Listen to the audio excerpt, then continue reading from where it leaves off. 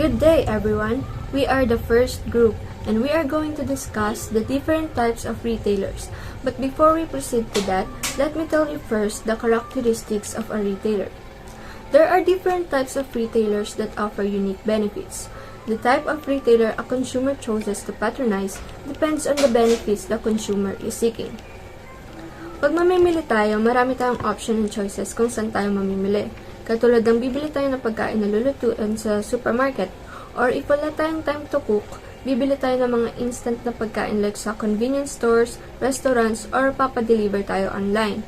Yung most basic characteristic para ma-describe natin ang different types of retailers is yung kanilang retail mix, or yung elements na ginagamit nila para ma-satisfy ang needs ng kanilang customers. We have 4 elements of the retail mix na useful sa pagka-classify ng mga retailers, which are the type of merchandise, the variety and assortment, the services offered, and lastly, the prices and the cost, offering breadth and depth of merchandise and services. The first element is the type of merchandise. As of today, more than 10,000 items ang available sa supermarket. So to help make sense of all this, ang United States Census Bureau ay nag-publish ng North American Industry Classification System kung saan nilulugar nito ang mga classifications ng mga businesses based sa kanilang common characteristics and qualities. Nahahati ang bawat classification sa maraming subcategories. Sa left side, yung mga general classification. Yung sa gitna naman is yung subcategory nito. And yung nasa right side is yung specific product sa bawat subcategories. Example ng general classification is yung clothing and clothing accessories. And yung subcategory nito is yung clothing stores, shoe stores, and jewelry, luggage, and leather goods stores. Then under ng mga ito is yung mga specific product na binibenta nila. So the NAICS allows us to collect and classify data para ma-inform tayo sa economy's health. Also, nakakatulong din ito sa retail organizations para maintindihan nila yung pagkakaiba nila sa ibang marketplace and mabigyan sila ng sapat na data para matrack nila yung mga bagong trend sa market. Next element is the variety and assortment. So, retailers consider 2 things when it comes to deciding the specific benefits to offer.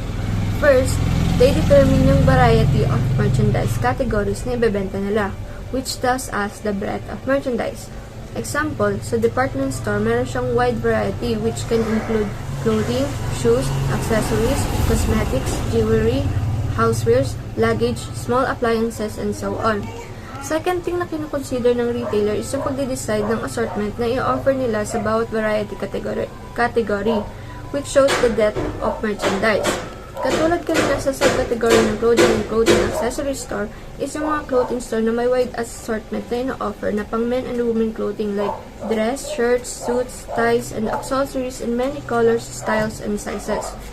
So next element is services offered. Dito, nagde-decide yung retailer kung anong kind of service ang i-offer nila sa kanilang customers. For example, displaying merchandise, accepting credit cards, providing parking, and being open at convenient hours. Some retailers charge customers for other services such as home delivery and gift wrapping.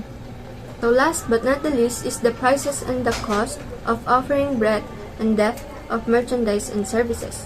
So example dito is yung Billworks, or dito sa Batangas is yung Mr. Bike na bicycle store. Nag-offer sila ng wide variety and assortment ng bicycles. May pang-adult and child na bike na under nun is different brands, colors, and sizes. So, this store offers a massive SKU or stock keeping units para magkaroon sila ng backup stock for every variety and assortment ng bicycles.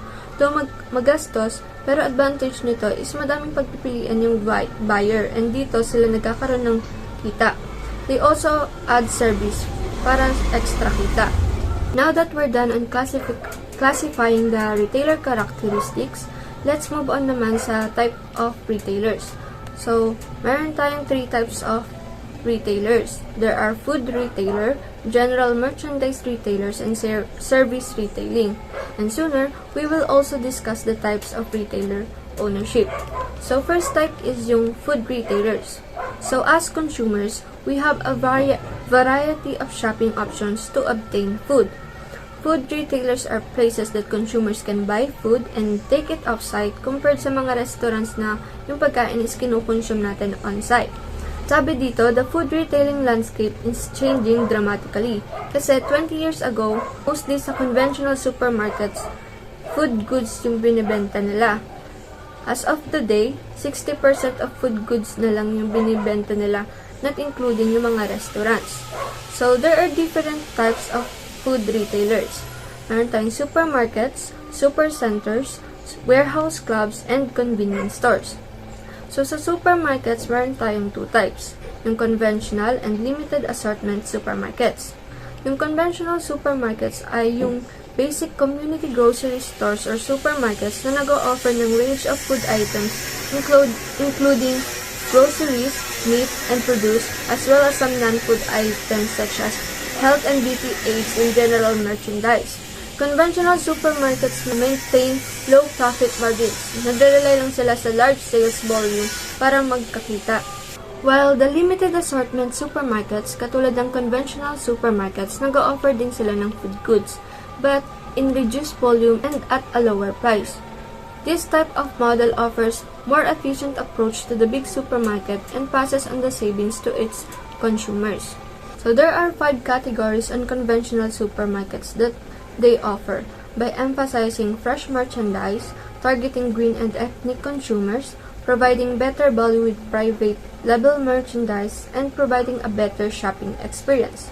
Sa fresh merchandise categories, they are located in the areas around the outer walls ng supermarket, known as the power perimeter.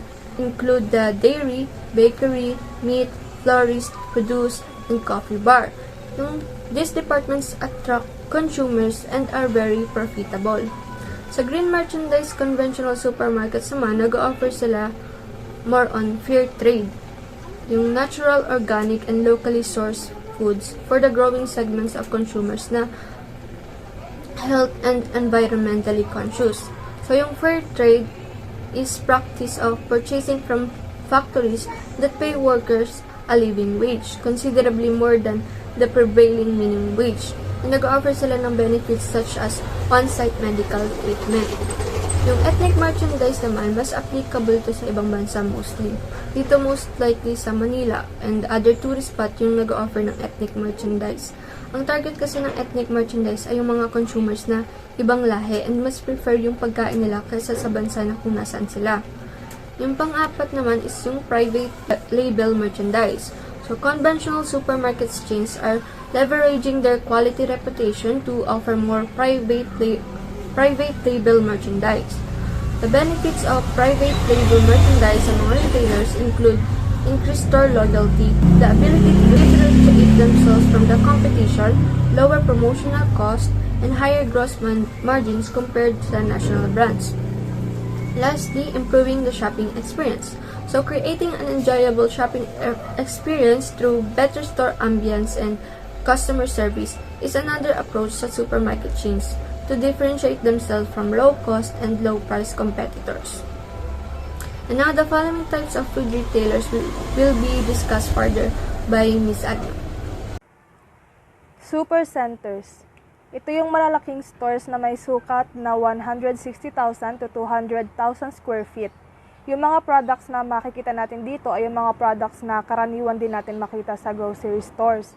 So para siyang isang malaking supermarket, pero yung presyo ng mga products ay mas mura compared to other stores dahil limited lang yung kanilang customer service and customers have to assist themselves while shopping. Ang pinakahalimbawa ng isang supercenter ay ang Walmart na nag-ooperate ng higit sa 3,000 supercenter sa United States. Siyempre, nandyan din ang mga competitors niya na sina Major, Super Target, Fred Meyer at Super Kmart Center. Pare-pareho silang nag-o-offer ng broad assortments of grocery and general merchandise products under one roof. Kaya nasabi na ang supercenters daw ay nagpro-provide ng one-stop shopping experience. Dahil syempre lahat ng hahanapin mo ay makikita mo at mabibili mo na doon. So general merchandise or yung mga non-food ang kadalasan i-purchase ng mga customers on impulse sa isang supercenter. Dahil ang primary reason nila is to buy groceries. However, Kahit pa nandito lahat ng items na hinahanap natin, some customers find it inconvenient dahil nga sobrang laki nito. Nahihirapan maghanap ang mga mamimili ng mga kanilang bibilhin. Next ay hypermarkets. Ang hypermarkets ay kasing laki lang din ng mga supercenters. Ito naman ay combination ng department store and grocery supermarket. It offers a wide variety of products such as appliances, clothing, and groceries. So si Carrefour is the world's second largest retailer at ino-operate nito ang hypermarkets. Nagmula ang hypermarket sa France after World War II sa pamamagitan ng pagtatayo ng malalaking stores sa labas ng metropolitan areas with basic principle na everything under the same roof. By this, nakaka-attract ng customers sa mga French retailers without violating strict land use laws. Hanggang sa kumalat na sila throughout Europe at naging popular in South American countries tulad ng Argentina at Brazil. Sa United States, hindi common ang hypermarkets kahit pa may pagkakapareho sila ng characteristics ng supercenters. As we have discussed, hypermarkets and supercenters ay parehong malawak. It offers grocery and general merchandise products, offers self-service at located sa warehouse-type structures with large parking facilities. Ang pagkakaiba lang niya sa supercenters ay mas malaking proportion ng food items ang ino-offer ni hypermarkets kaysa kay supercenters. May mas malaki siyang emphasis sa mga perishable goods such as meat, fish, and bakery items. Supercenters, on the other hand, have a larger percentage of non-food items at mas focus siya sa dry groceries such as breakfast cereal and canned goods instead of fresh items. Maraming kinakaharap na challenges ang hypermarkets and supercenters in terms of finding locations for new big box stores or large limited service stores. Just like in Europe and Japan, yung mga lupa for building large stores ay limited lang at sobrang expensive. Kaya ang kino-consider na best option ng mga bagong supercenters at hypermarkets ay ang pagtatayo ng multi-story space, which is still not good dahil mas tumataas lang ang operating cost at mas inconvenient pa sa shoppers. Furthermore, nagpe-place ng restrictions yung ibang bansa in terms sa size ng isang retail outlet. Tulad na lang sa US, nagkaroon doon ng backlash against large retail stores, particularly Walmart outlets. Ito ay based sa local views na yung mga big box stores daw ang dahilan kung bakit nawawala sa business ang mga local retailers. Maliit din daw magpasahod sa workers, have unfair labor practices, and nagkakos ng excessive automobile and delivery traffic. So next is warehouse clubs. Warehouse clubs is an organization which operates from a large out-of-town store and sells goods in bulk at discounted prices to business and private customers who must first become club members. Just like SNR, kailangan may membership ka bago makapag-shop sa store nila. Costco, Sam's Club, and BJ's Wholesale Club are the three largest warehouse club chains.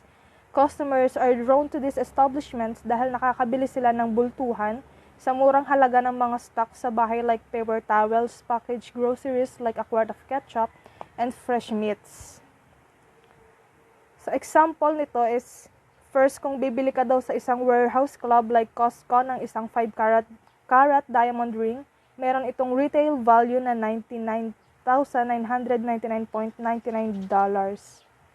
At pwede mo itong ibenta in the future with an appraised value or resale value of $153,450.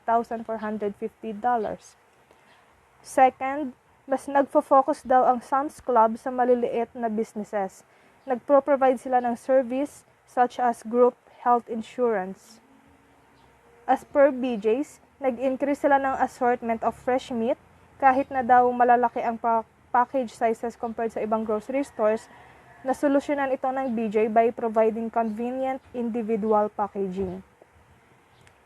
So ito yung mga characteristics ng warehouse clubs. Ito ay may lawak pa mula 100,000 to 150,000 square feet at matatagpuan sa low-rent districts. Simple lang yung interior at tamang simento lang yung sahig instead of tiles. Malalaki yung aisles so that yung mga forklift ay magkakasya para pumick up ng pallets of merchandise. Little service lang yung ino-offer. Self-service kasi karaniwan kaya mababa lang din yung presyohan nila. Kaya nila mag-offer ng mababang presyo due to low-cost locations, inexpensive store designs, at yun nga, yung little customer service. Lastly, bumibili sila ng merchandise opportunistically. So, example nito is kung ang HP daw ay nag-introduce ng bagong models nila ng printers, bibilhin ng warehouse clubs ang mga natitirang older models with significant discount and then ibebenta nila ang mga ito. So may dalawang uri ng members ang mga warehouse clubs. Una ay ang wholesale members na may mga small businesses at pangalawa ay ang mga individual members na bumibili for their own use. Example, yung mga restaurant owners, karaniwan sila ang wholesale customers. Bumibili sila ng supplies, food ingredients, and desserts sa warehouse clubs kaysa sa mga food distributors dahil mas nakakamura sila dito. Para sa mga individual customers naman, mga large containers ng food items ang panghikayat ng mga warehouse clubs. Napaka-appealing kasi nito sa mata lalo na ng ating mga nanay kung marami tayo sa pamilya. Ang annual fee ng membership dito ay $50 kung saan may tuturing na additional income ito para sa warehouse clubs. So last is convenience stores. Unlike those kinds of retailers mentioned above na ang principle ay everything under the same roof, ang convenience store naman is super limited lang yung variety and assortment of merchandise. Yung lawak niya is 3,000 to 5,000 square feet lamang. This allows shoppers to make rapid purchases without having to search through a large store or wait in a long checkout queue. In addition, mas malaki rin sila mag-charge compared to supermarkets ng mga similar products such as milk, eggs, and bread dahil nga sa convenience na napoprovide nito sa mga consumers. Siyempre, may mga challenges din na kinakaharap ang mga convenience stores. Halimbawa nito ay ang discount na ino-offer ng mga competitors sa consumers. Let's say every 500 na purchase mo sa isang store na ito ay may marireceive ka na 15 pesos discount per gallon sa isang certain gasoline station. Pangalawa ay yung mga drugstores na may ino-offer din na products na makikita mo sa mga convenience stores. Dahil dito, unti-unti nang gumagawa ng way ang mga convenience stores na hindi masyadong dumepende sa gasoline sales at mag-offer ng mas maraming fresh options and make their stores even more convenient to shop by opening smaller stores close to where consumers shop and work.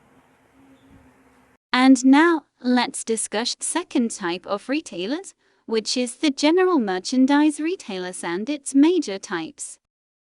Department store. Department store are retailers that carry a broad variety and deep assortment, offer customer service, and organize their store into distinct departments for displaying merchandise. The largest department store chains in the United States are Sears, Macy's, Kohl's, JCPenney, Nordstrom, Dillard. Traditionally, department store attracted customers by offering a pleasing ambience, attentive service, and a wide variety of merchandise under the roof. They sold both soft goods, non-durable or consumable goods, which have a shorter lifespan, such as cosmetic, clothing, and bedding, and hard goods, also known as durable goods, which are manufactured items that are expected to last several years, such as appliances, furniture, and consumer electronics. Ang example po ito sa Pilipinas ay Pure Gold, SM, Robinson, and Mercury Drug. Department store chain can be categorized into 3 tiers. The first tier includes upscale high fashion chains with exclusive designer merchandise and excellent customer service such as Neiman Marcus, Bloomingdale's, Nordstrom, and Saks Fifth Avenue. Macy's and Dillard's are in the second tier of traditional department store, in which retailers sell more modestly priced merchandise with less customer service. The value-oriented third tier, Sears, JCPenney, and Kohl's, caters to more price-conscious customers. Characteristic of general merchandise retailers. Type discount store, variety broad, assortment average to shallow, service low, price low, size 60 to 80, stock keeping unit 30, location standalone power strip centers. The example of it is Walmart and Target. Specialty stores, variety narrow, assortment deep, service high, price high, size 4 to 12, stock keeping unit 5, location regional malls. The example of it is Mall of Asia and SM. Category specialist, variety narrow, assortment very deep, service low to high, price low, size 50 to 120, stock keeping unit 20 to 40, location standalone, power strip centers. The example of it is store of furnitures and hardware. Home improvement centers, variety narrow, assortment very deep, service low to high, price low, size 80 to 120, stock keeping unit 20 to 40, location standalone power strip centers.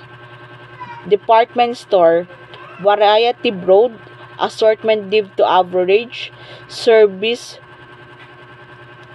average to high, price average to high, size 100 to 200, stock keeping unit 100, location regional malls. Drugstore, variety narrow, assortment very deep, service average, price average to high, size 3 to 15, stock keeping unit 10 to 20, location is standalone strip centers.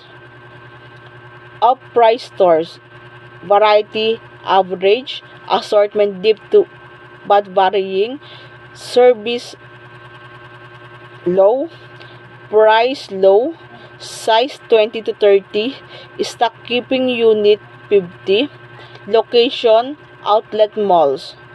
Value retailers, variety average, assortment average and varying, service low, price low, size 7 to 15, stock keeping unit 3 to 4, location urban strip. This is a very popular department store known for great sales. Increase exclusive merchandise. To differentiate the merchandise offerings and strengthen their image, department stores are aggressively seeing exclusive brands, in which national brand vendors sell them merchandise that is not available elsewhere. Jennifer Lopez has a clothing line of Kohl's. Ralph Lauren designed a line of casual apparel exclusively for JCPenney called American Living. Example of increased exclusive merchandise. Department stores are placing more emphasis on developing their own private label brands or store brands. These items are developed and marketed by the retailer, available only in its stores. Full-line discount stores are retailers that offer a broad variety of merchandise, limited service, and low price. Discount stores offer both private labels and national brands. The largest full-line discount stores chains are Walmart, Target, and Kmart. However, these full-line discount stores confront intense competition from category specialists that focus on a single category of merchandise, such as Staples, Best Buy, Bed Bath and Beyond, Sports Authority, and Lowe's.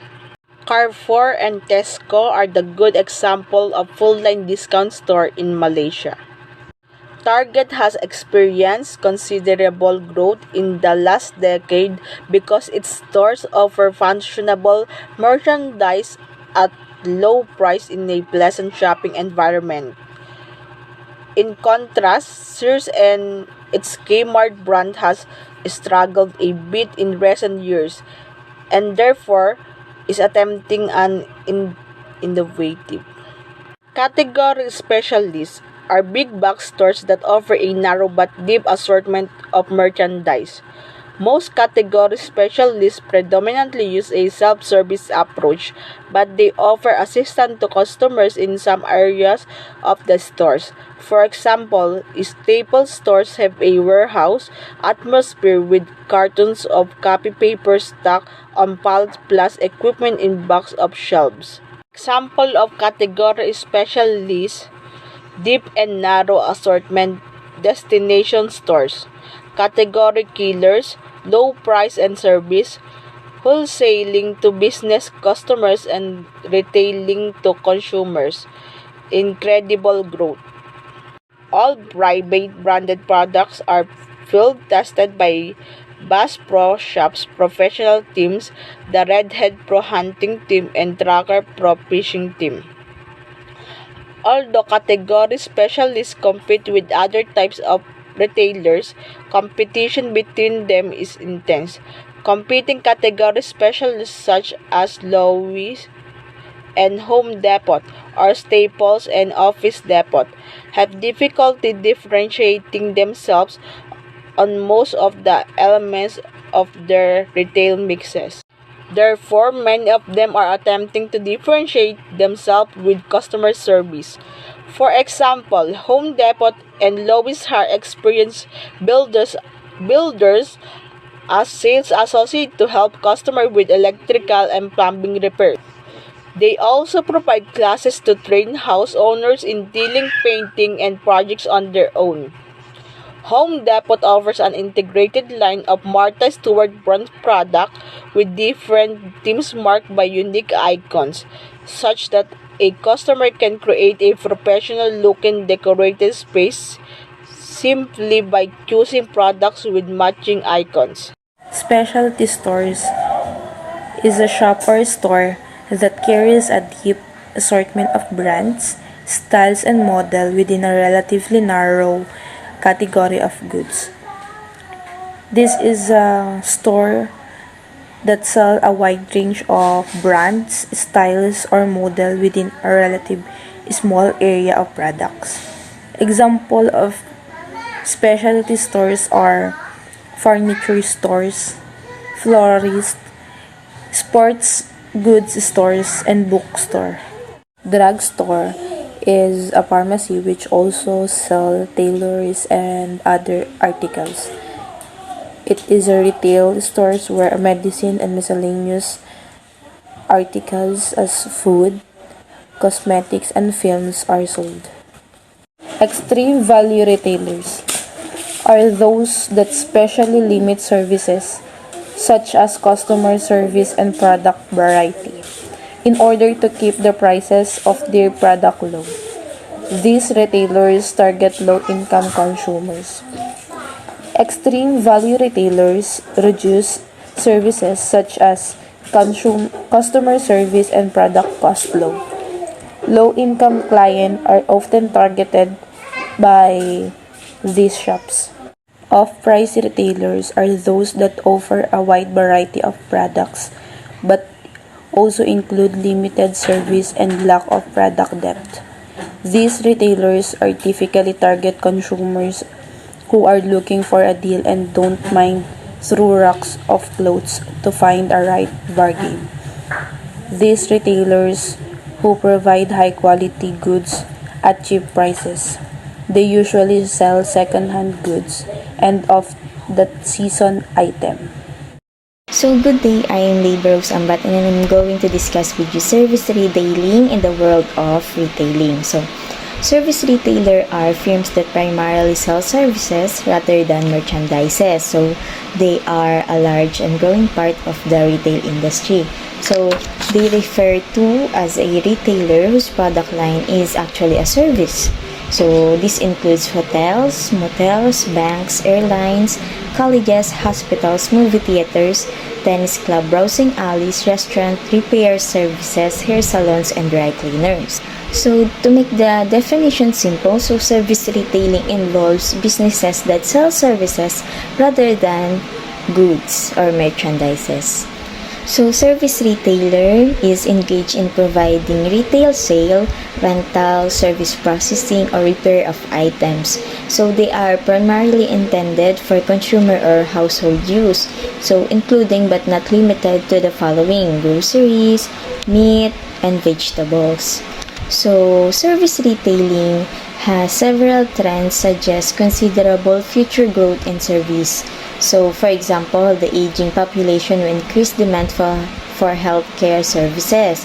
So, younger people are also spending more time and money on health and fitness. So, though we see the aging population as one of the factors that causes poverty, it is also an advantage to the increasing demand of services in the business industry.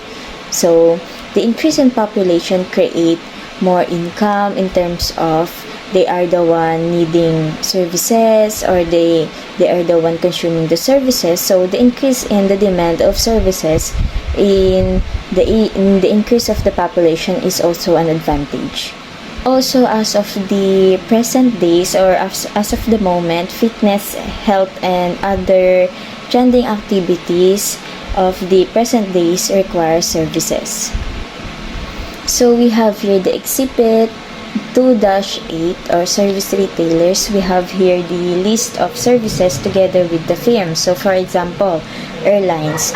So the firms are American Airlines, Southwest Airlines, British Airways Airlines, JetBlue Airlines. So also we have here bank, Citibank, Wachovia, Bank of America. So dry cleaners, we have here Suits. So, education, Babson College, University of Florida, Princeton Review. So, in fast food, we have here Wendy's, McDonald's, Starbucks. For healthcare, we have here Humana, HCA, Kaiser. Also, we have here real estate, the Century 21, Coldwell Banker, the video rental, the Blockbuster, so the Vision Centers, LensCrafter, and Pearl. So organizations such as banks, hospital, health spas, legal clinics, entertainment firms, and universities that offer services to consumers traditionally have not considered themselves retailers.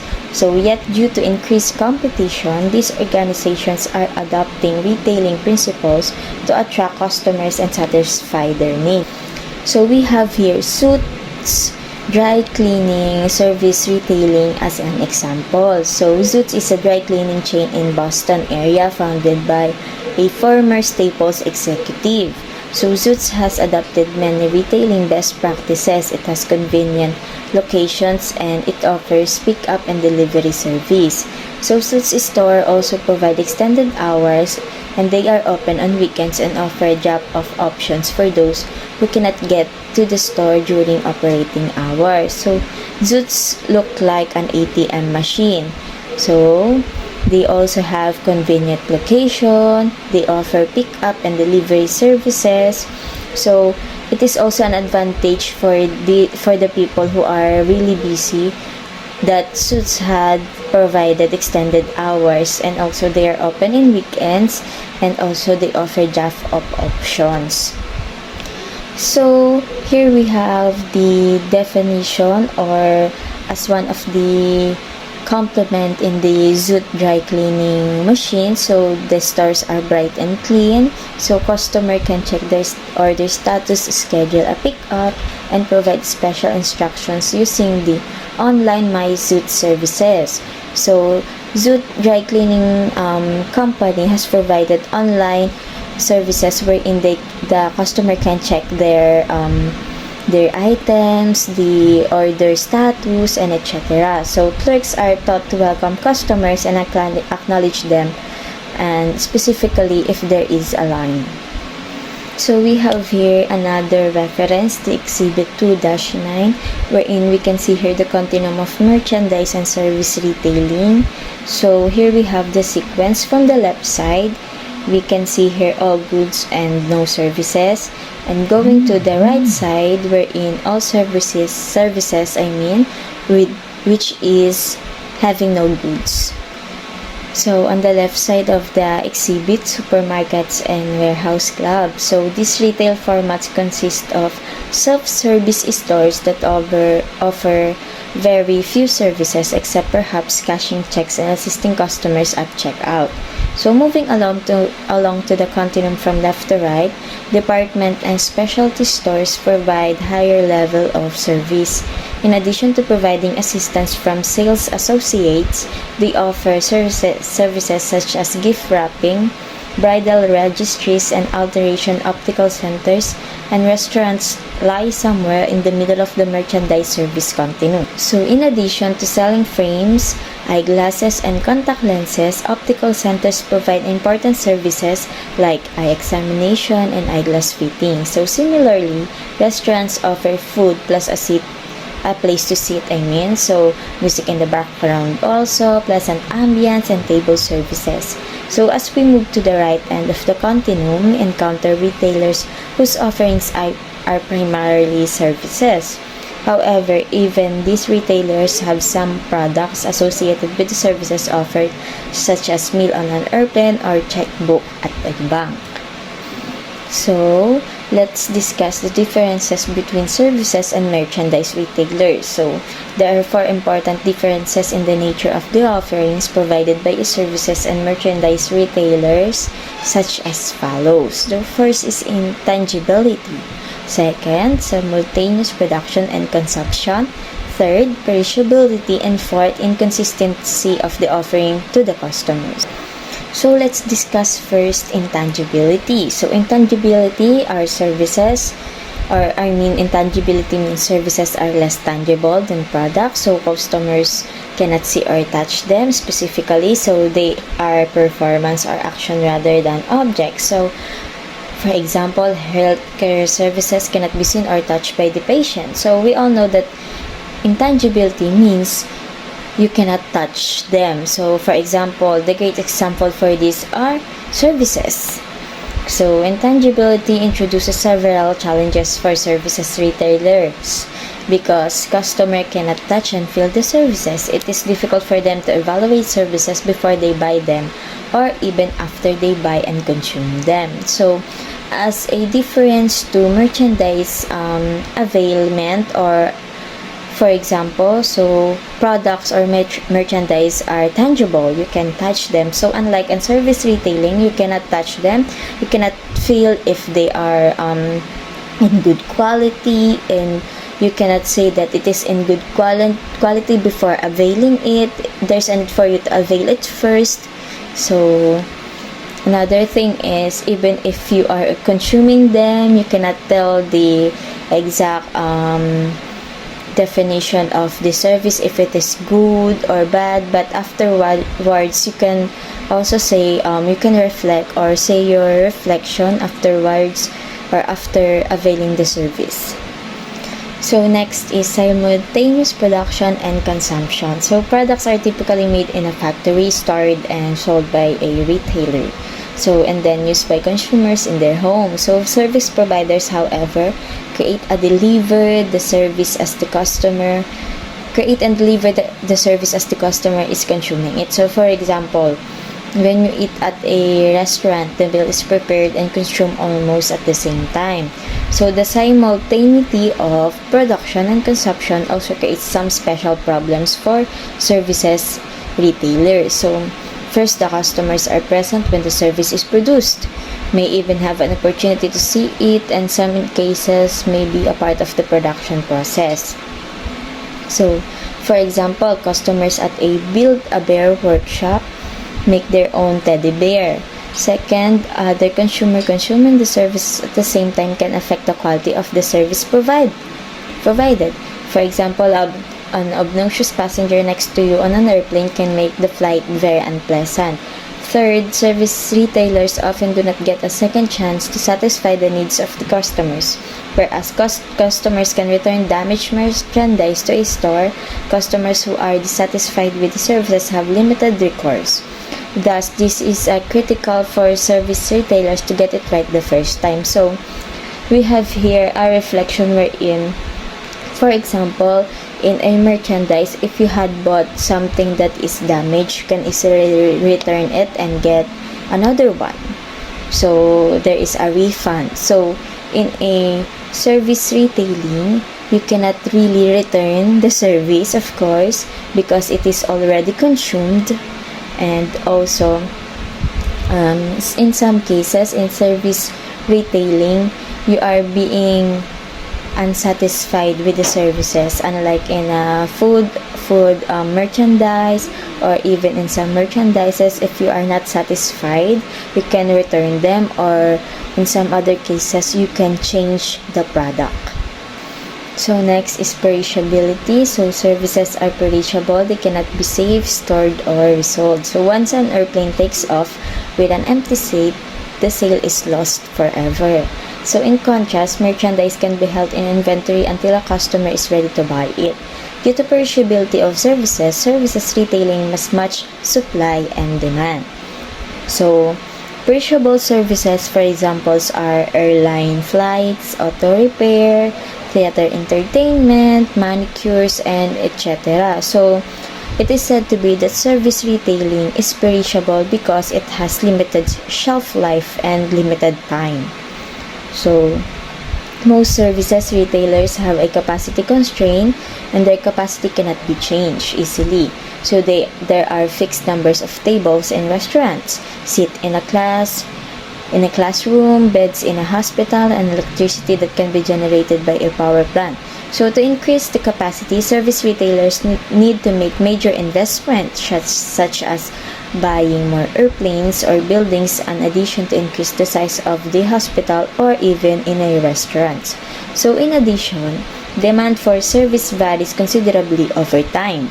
Consumers are most likely to fly on airplanes during holidays and the summer, eat in restaurants at lunch and dinner time, and use electricity in evening rather than earlier in the day.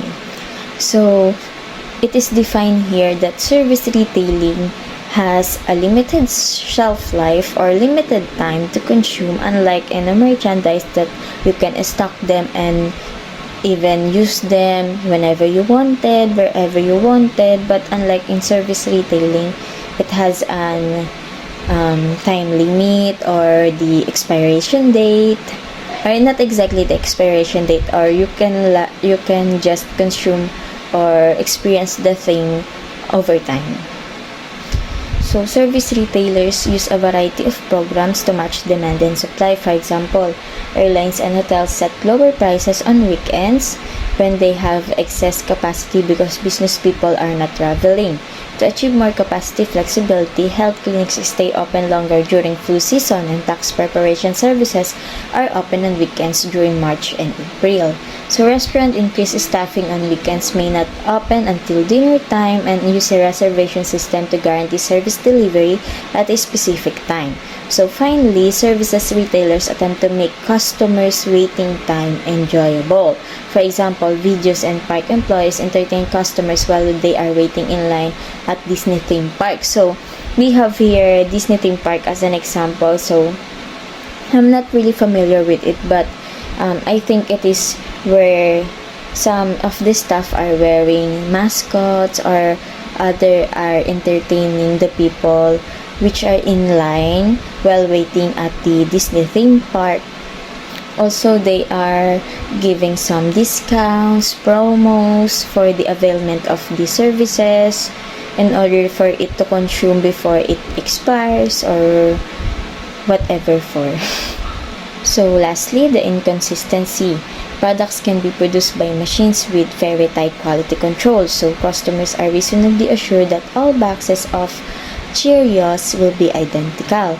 But because services are performances produced by people, employees, or customers, no two services will be identical. So for example, tax accountants can have different knowledge and skills for preparing tax returns. So the waiter at the Olive Garden can be in a bad mood and make your dining experiences a disaster.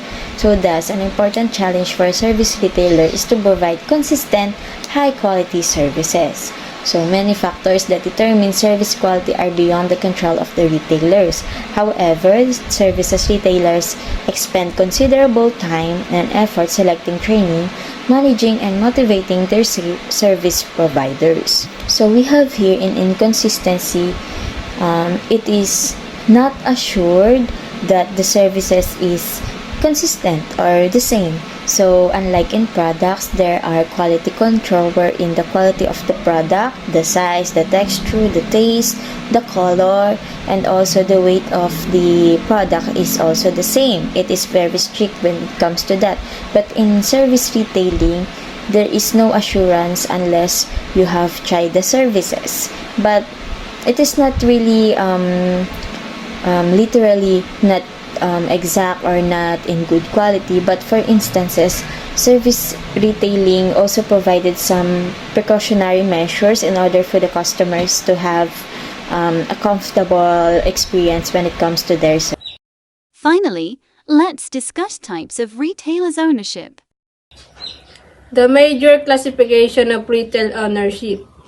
First one, independent single-store establishment. Second, corporate chains. Third, franchises. First one, independent single-store establishment. Retailing is the one of the few sectors in most countries in which entrepreneurial activity is extensive. Many retail startups are owner-managed, which means management has direct contact with customers and respond quickly to their needs. Small retailers are also very flexible and can react quickly to market changes and customer needs. They are not bound by the bureaucracy inherent in large retail organizations. Small independent retailers are usually owned and managed by the single founder. Example, I worked at the bakery store for a decade before I decided to open my own bakery shop, because I have a better understanding of customer needs and bakery business transaction, which has led me in starting my own business based on my previous experience. So I belong to the independent single store establishment. Next, wholesale sponsored voluntary corporate group. To compete against corporate chain, some independent retailers join a wholesale-sponsored voluntary corporate group, which is an organization operated by the wholesaler offering a merchandising program to small, independent retailers on the voluntary basis. Second, corporate retail chains. A retail chain is a company that operates multiple retail units under the common ownership and usually has certain centralized decision making for defining and implementing its strategy. Retail chains can range in size from drugstore with 2 stores to retailers with thousands of stores such as Kroger, Walmart, Best Buy, and Mercy. Corporate chains Corporate retail chains is made up of many different firms that manage multiple stores. A retail chain is defined as a group of 2 or more stores that share common ownership. The items given to the customer, the atmosphere, advertisings, and promotions are all comparable in this store. Franchising. Franchising is a contractual agreement in which the franchisor, the company, sells the right to use its business's trademark, service mark, or trade name or another commercial symbols of the company to the franchisee for the one-time franchise fee and an ongoing royalty fee, typically expressed as a percentage of gross monthly sales. The franchisor license the use of the trademark and business model to the franchisee. Usually, it's exchanged for the upfront payment and ongoing royalty payment. The franchisee is the person or the corporations that owns and operates the business using the trademark and business model system license from the franchisor. For example, Jollibee is a firm. I like to franchise their goods and service. So I decided to sign a contract and pay for it so that I could begin selling the same product and service as Jollibee.